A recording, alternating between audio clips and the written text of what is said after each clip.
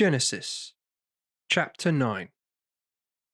God blessed Noah and his sons, saying to them, Be fruitful, multiply and fill the earth.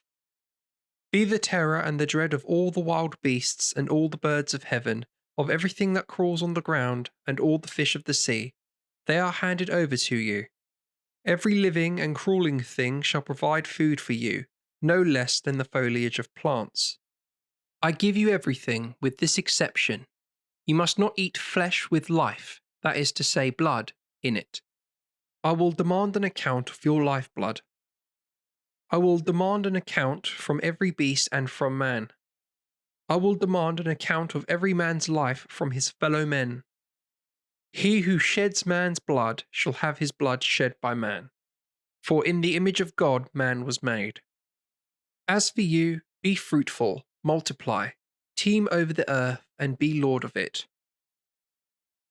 God spoke to Noah and his sons, See, I establish my covenant with you, and with your descendants after you, also with every living creature to be found with you, birds, cattle, and every wild beast with you, everything that came out of the ark, everything that lives on the earth. I establish my covenant with you. No thing of flesh shall be swept away again by the waters of the flood.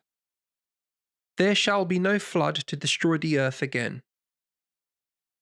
God said, Here is the sign of the covenant I make between myself and you and every living creature with you for all generations.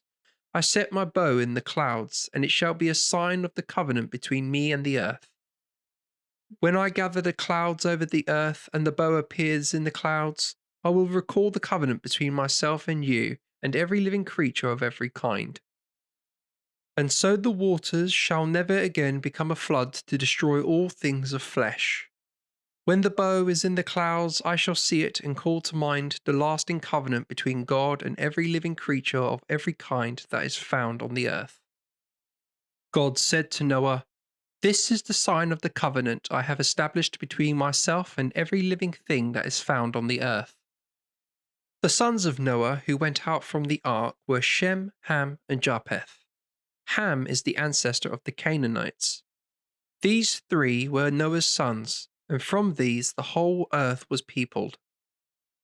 Noah, a tiller of the soil, was the first to plant the vine. He drank some of the wine, and while he was drunk he uncovered himself inside his tent. Ham, Canaan's ancestor, saw his father's nakedness, and told his two brothers outside. Shem and Japheth took a cloak, and they both put it over their shoulders, and walking backwards covered their father's nakedness. They kept their faces turned away, and did not see their father's nakedness. When Noah awoke from his stupor, he learned what his youngest son had done to him. And he said, Accursed be Canaan, he shall be his brother's meanest slave.